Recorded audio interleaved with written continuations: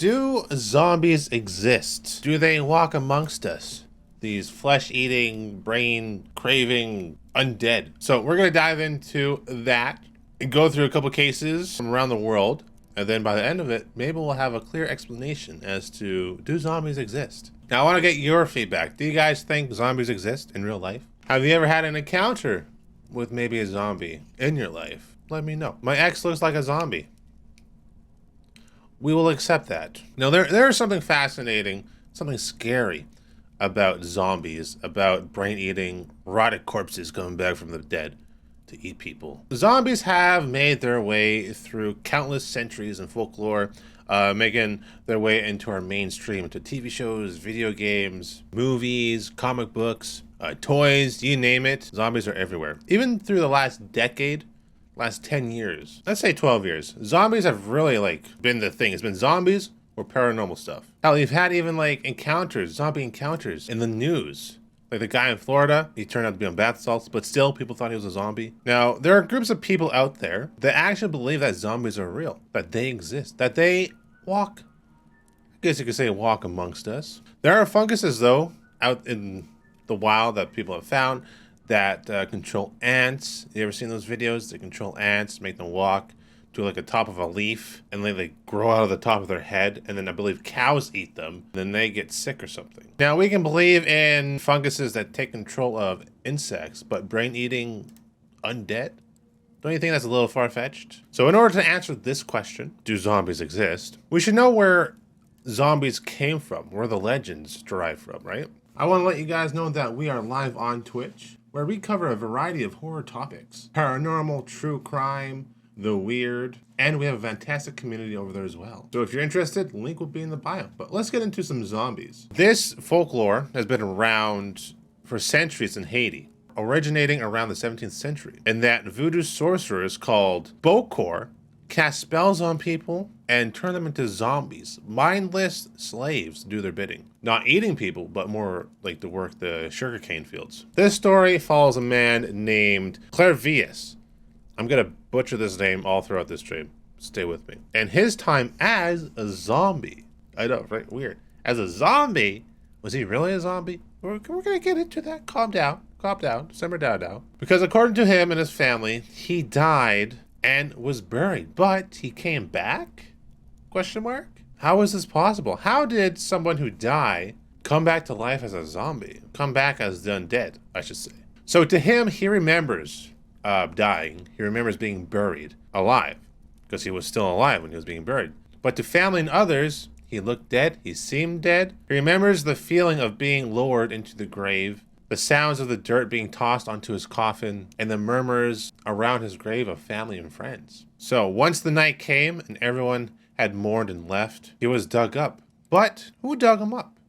That's the question. He was dug up and raised by a voodoo priest. Because, in Haiti, voodoo priests, they're notorious for black magic, and especially bringing people back from the dead and to use for the zombie slaves. So he slowly gained the ability to move again, and then was beat with a sisal whip, which is like cat of nine tails, really hurts. So once he had the ability to move again, he was taken to a sugarcane plantation in northern Haiti. The madness does not stop there, okay? He got there and he sees tons of other mindless zombie slaves working this sugarcane plantation. People around, making sure that they don't escape, and they're in this almost like trance. Their eyes are white, and they're just working, not speaking, kind of drilling out the mouth, that kind of stuff. Then he was enslaved with voodoo magic and put to work. He had become a zombie slave working this plantation. For years he spent on this plantation, and to him it was like a giant haze. It didn't feel real, but it was real. Not having control of his own body and not having control of his own mind. It was almost like a dream state to him. Now, I didn't believe it either until digging more into the story, and his death was actually recorded before he was risen from the grave. So April 30th, 1962, he came into the American-directed Schweitzer Hospital, spitting up blood, having a fever, and over the next 3 days, he got worse. Aches, pains, chest pains. No one knew what was going on with this man until he died. His death certificate was signed, and his body was placed in cold storage for 20 hours. Then he was buried. Crazy part is he remembers everything after dying. Being pronounced dead, his sister crying, being buried alive, the dirt hitting his coffin, and then being risen from the grave. Not quite dead, not quite alive. It's like a constant state of sleep paralysis. Yeah, you can think of it like that. I would imagine. The other question is, how do we know this story? What happened to Clairvarius? Well, he actually escaped from the plantation 18 years later. After the voodoo priest, his master, died suddenly. Him and a few others took this opportunity to run, to get out of there. He sought out his sister and told her who he was using a childhood nickname that he was given, telling her facts of the intimate family members, and they reconnected. How the fuck do you just get on with life like that? A lot of therapy. You're enslaved for 18 years. I couldn't even imagine that. How did this happen to him? How did he become a zombie? How did he die and then be risen from the grave?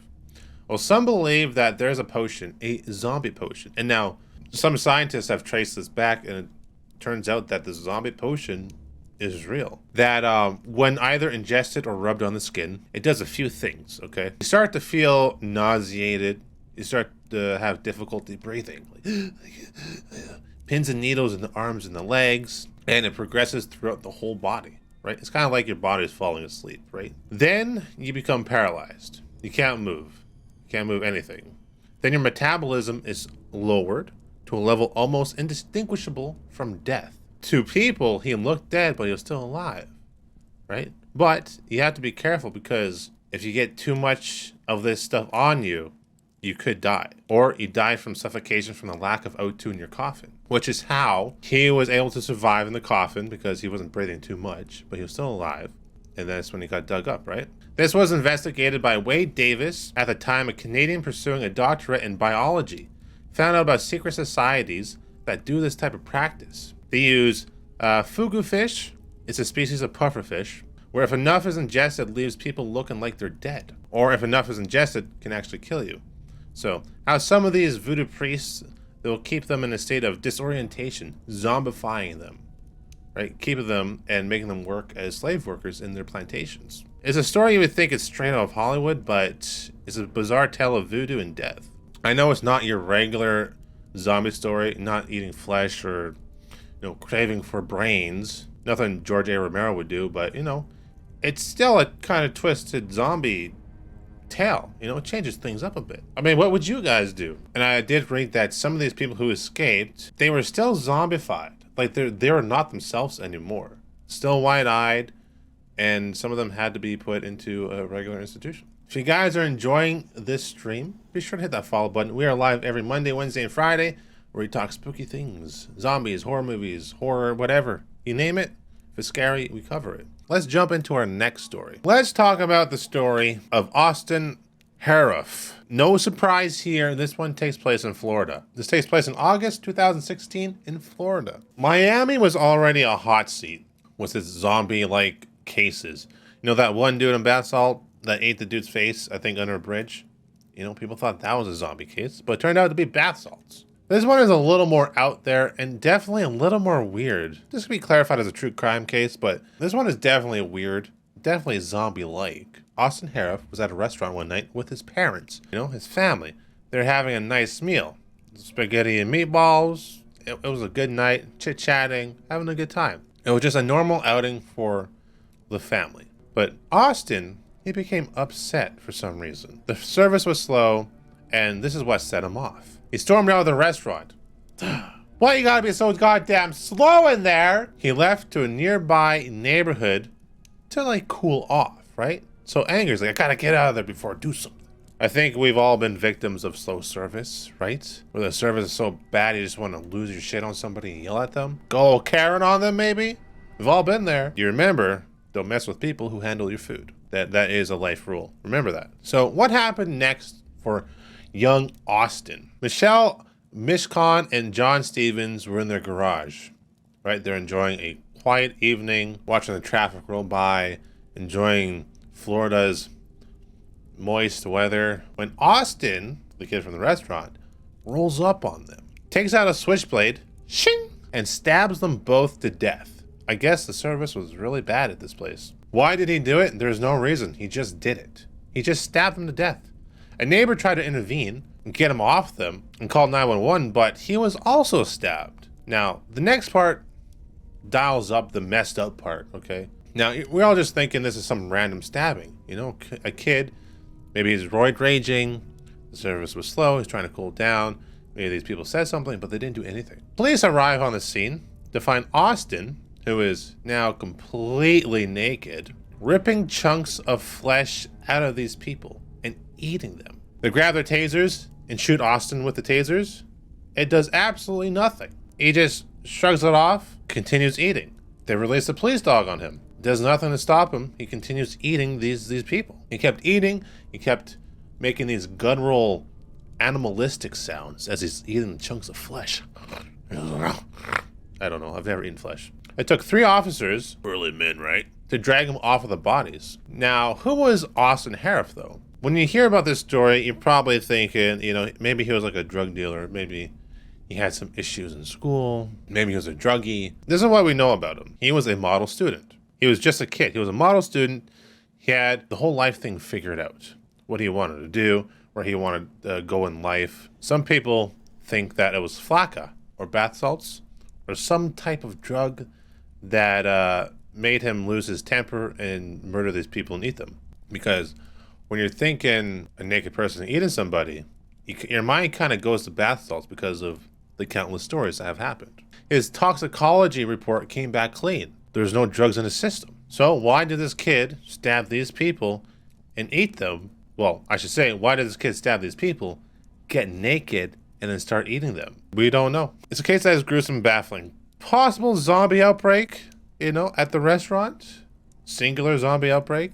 Or one kid just losing his shit? I don't know. What do you guys think? What do you think what happened to this kid? The question is, do zombies exist? We covered a few stories about zombies and zombie-like cases. And I'd say that maybe, potentially, yes, types of zombies exist. I'm not talking about the Hollywood kind, slow walking, gonna eat your throat and suck your brains out of your ears. It's not Walking Dead or Night of the Living Dead, but there's enough stories and evidence to say, yes, there are zombies out there. So definitely let me know if you think the zombies are real. Leave a comment down below. Make sure to like and follow. So if y'all enjoy this video and like topics like this, here's some more playlists for you guys to check out to get spooked. And I'll see you in the next spooky video.